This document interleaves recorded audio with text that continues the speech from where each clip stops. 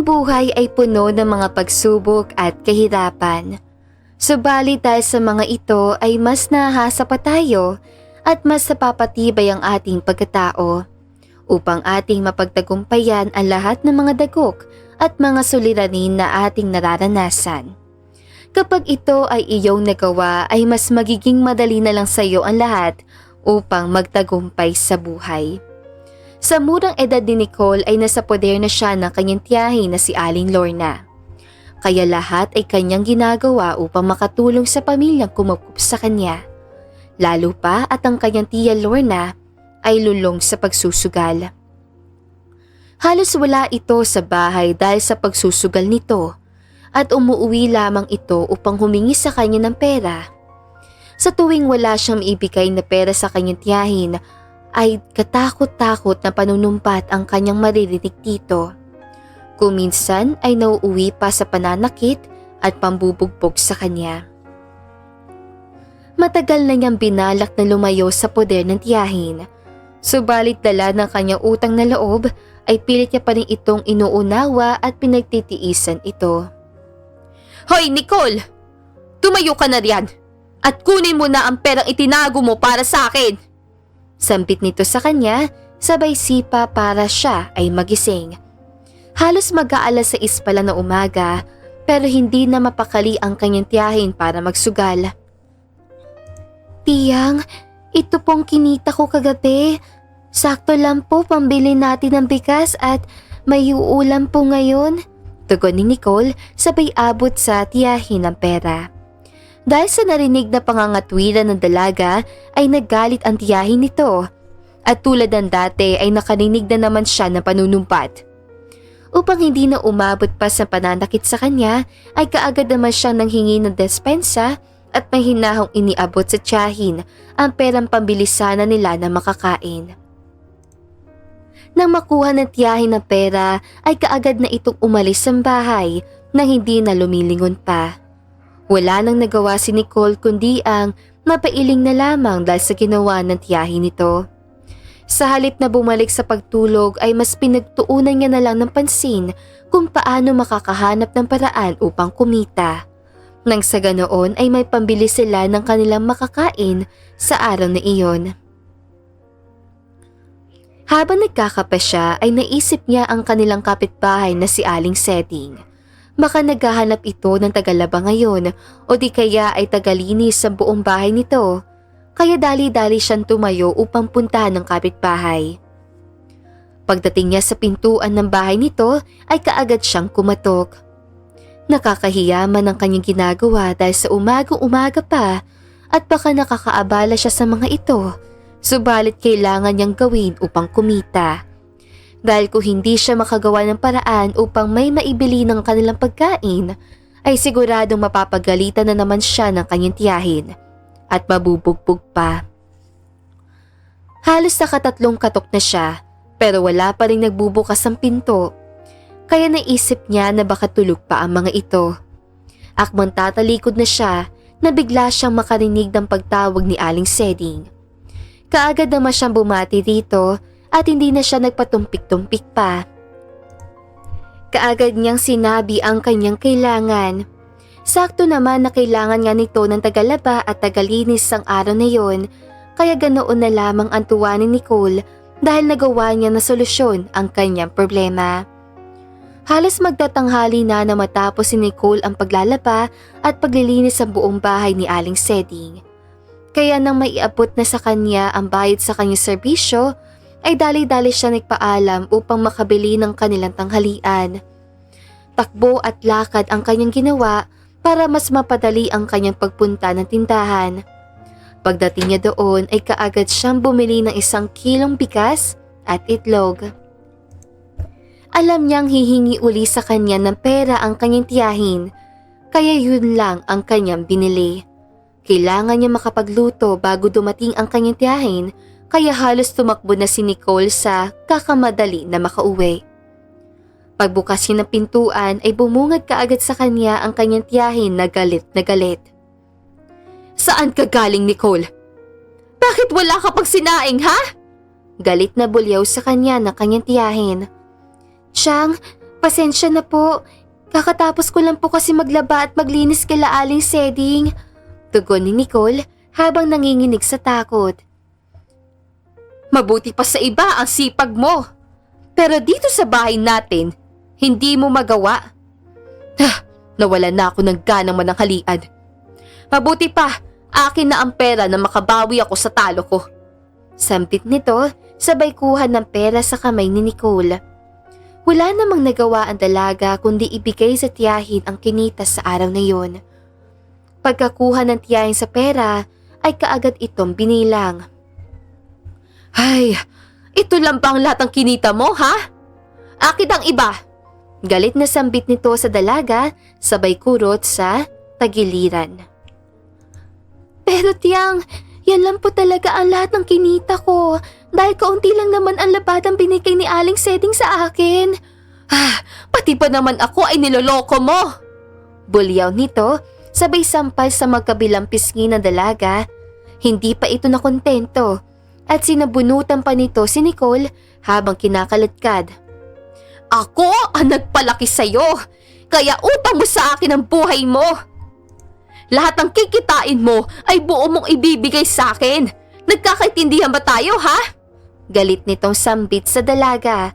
Napasalampak naman si Nicole habang humahagulhol ng iyak dahil sa ginawa ng kanyang tiyahin. Nang mahimasmasan ang tiyahin nito sa ginawa kay Nicole, ay dali-dali na itong umalis sa bahay.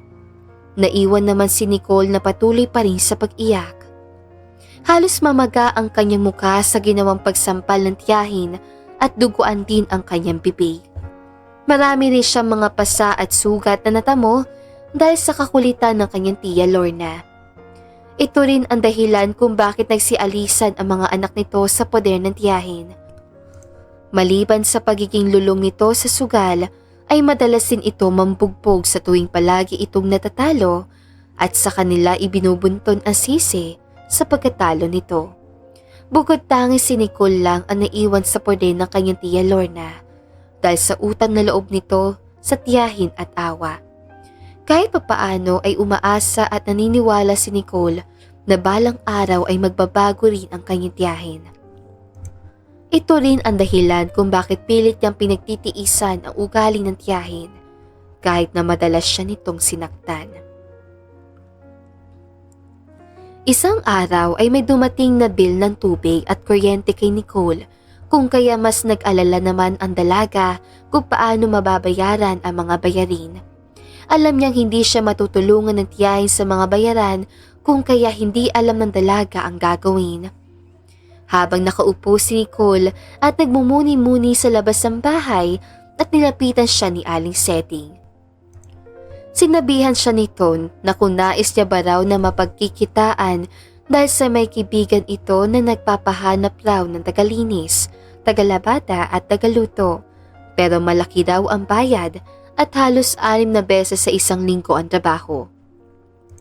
Bukod daw sa malaking sahod ay libre pa ang tanghalian niya at mabait raw ang magiging amo niya kaya walang magiging problema. Natuwa naman si Nicole at kaagad na pumayag sa inaalok ni Aling Seding. Sinamahan naman siya nito sa kaibigan nito upang makapag-umpisa na nga sa trabaho. Pagdating nila doon ay ipinakilala naman siya kay Dave, isang binatang negosyante. Nagpakilala naman si Nicole sa magiging amo niya at ipinaliwanag naman sa kanya ang kanyang gagawin. Buwanan ang magiging sahod niya pero pwede naman daw siya bumali kahit na anong araw ay maaari naman siya mag-stay in, subalit tinanggihan ng dalagang alok na stay in dahil ayon sa kanya na walang makakasama sa bahay ang kanyang tiyahin. Naunawaan naman ni Dave ang nais ng dalaga tsaka pumayag siya na uwian ito. Dahil isang sakay ang gagawin ng dalaga kung kaya binigyan siya ng amo nito ng transpo allowance at hindi yun kaltas sa sahod ng dalaga. Talagang mabait at galante ang bago niyang amo. Sa katunayan ay binigyan siya kaagad ng 1,000 sa isang linggo na pamasahe niya. Pagkatapos ay pinayagan din siya makabali ng 2,000 kaya halos 3,000 ang hawak niyang pera ng araw na iyon. Bukod roon ay binigyan din siya ng mga pagkain nito na hindi na nito nakain tulad ng sliced bread, noodles, Maging frozen foods nito ay binigay na rin sa kanya dahil ayon sa amo niya na bukas raw pagpasok niya ay isasama siya nito mag-grocery para bago lahat ang nasa ref dahil 1 linggo na raw niya iyon pinamili. Sa dami ng pinamigay ng amo niya ay halos hindi magkanda ugaga si Nicole sa pagbitbit sa 2 malalaking plastic. Lubos naman ang pasasalamat niya sa amo niya maging kay Aling Seding na tumulong sa kanya na maipasok doon. Aling Seding, maraming salamat po talaga sa tulong niyo po. Dahil sa inyo, nasolusyonan ko po ang aking mga alalahanin, lalo na sa mga bayarin ko sa bahay. Sambit ni Nicole. Wala yun, Nicole. Basta, pagbutihan mo ang trabaho mo doon, ha? Dahil swerte mo na magiging amo mo. Isa pa, naawa ko sa iyo dahil alam mo nakita ko nung isang araw ang ginawa sa iyo ng tiyahin mo. Tugon nito kay Nicole at seryoso na tumingin sa kanya, labis na naawa sa dalaga. Napayuko naman si Nicole at napaluha dahil sa naalala nito ang pagmamalupit sa kanya ng tiyahin niya. Ayon pa sa dalaga na malaki ang utang na loob niya sa tiyahin at itinuring na niya itong parang tunay na magulang, kaya kahit na sinasaktan siya at binubugbog ay pilit niya pa rin itong inuunawa. Niyakap naman siya ni Aling Seding upang maibsan ang bigat sa kanyang dibdib at sakit sa nararamdaman. Pagdating nila sa bahay ni Aling Seding ay kaagad naman siya nagpaalam na uuwi na rin. Dumaan na muna siya sa bayaran ng tubig at kuryente, pagkatapos ay umuwi na siya. Saktong pagdating niya ng bahay ay wala pa roon ng kanyang tiyahin, kaya dali-dali siya nagluto. Naglinis din siya ng bahay at itinabi na niya ang 500 ibibigay sa tiyahin. Hindi naman alam nito ang kanyang trabaho, maging ang pagbali niya sa bago niyang amo, kaya alam niyang hindi ito magagalit kung ganun na lang ang iaabot niya sa tiyahin. Maya-maya pa ay dumating na nga ang tiyahin niya. Kaagad naman siya nagmano pagkatapos tumungo sa kusina upang makakain. Ganoon na lamang ang pagkagulat ng Tia Lorna niya nang makitang maraming pagkain ang nasa hapagkainan. Oh, mukhang ang dami nito ha. Saan mo naman ninako ang mga ito? Pagtataka nito dahil sa hindi ito makapaniwala sa dami ng kanyang nilutong ulam.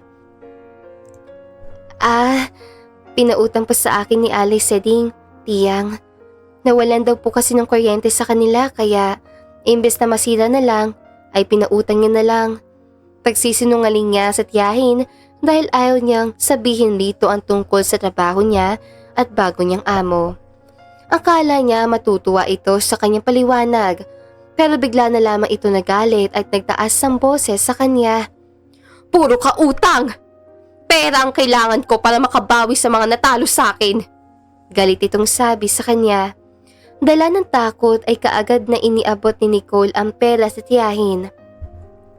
Hiniram ko po ang 500 na iyan, Tiyang. Para sa'yo, para may magamit po kayo. Tugon ni Nicole upang pakalmahin ang nagagalit na tiyahin. Na makita ng tiyahin ang perang inaabot ng dalaga, ay ngumisi ito sa kanya at kaagad na nawala ang galit.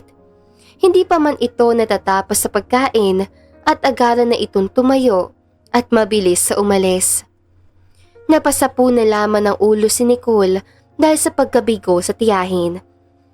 Siguro hindi magigising si Tiyang sa kanyang mga pagkakamali kung palagi ko siyang inuunawa.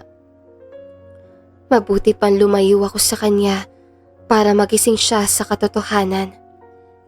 Nang hapon na iyon ay tumungo muli si Nicole sa amo niya at nakiusap na magstay-in na lamang siya.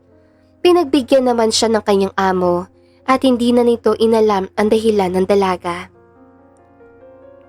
Lumipas ang mga linggo at buwan at mas minabuti ng dalaga ang kanyang pagtatrabaho. Dahil sa sipag at kabaitan ng dalaga ay unti-unting nahulog ang loob ni Dave kay Nicole hanggang sa aminin nito ang nadarama sa dalaga. Napamahal na ni si Nicole kay Dave kaya sinagot niya ang pag-ibig ng binata. Lumipas pa ang ilang buwan at nagpakasal ang dalawa. Nagbago at naging maganda ang buhay ni Nicole sa piling ni Dave at nabiyayaan sila ng 2 anak. Napag-alamanan niyang nakulong ang Tia Lorna niya dahil sa patong-patong ng pinagkakautangan nito. Sa kabila ng pagmamalupit at pambubugbog ng kanyang Tia Lorna sa poder nito ay hindi siya nagigante o nagtanim lamang na sama ng loob dito. Isang araw ay binisita niya ang tiyahin sa pinagkulungan nito at halos lumuhod ito sa kanya dahil sa mga pagsisisi dahil sa mga ginawa nito sa kanya. Ramdam niya ang lubos sa paghingi ng kapatawaran nito kaya pinatawad niya ito at tinulungang makalabas. Muli niyang kinupkop ang tiyahin at hindi naman siya nabigo dahil tuluyan na itong nagbagong buhay. Lumayo na ito sa pisyo at mas naging malapit sa Panginoon. Madalas itong sumimba at mapagkawang gawa dahilan upang muling patawarin siya ng kanyang mga anak. Nagkapatawaran ang mag-ina at muling nagkaroon ng masayang pagsasama. Lubos ang pasasalamat ni Aling Lorna kay Nicole dahil sa pagtulong nito sa kabila ng kanyang pagmamalupit dito. Hindi siya makapaniwala na ang ulilang labandera na kanyang hinamak at pinagmalupitan noon ang siyang tunay na nagmamalasakit sa kanya at may mabuti at busilak na kalooban. At dito na nga po nagtatapos sa magandang istoryang ito. Maraming salamat mga kakwentuhan!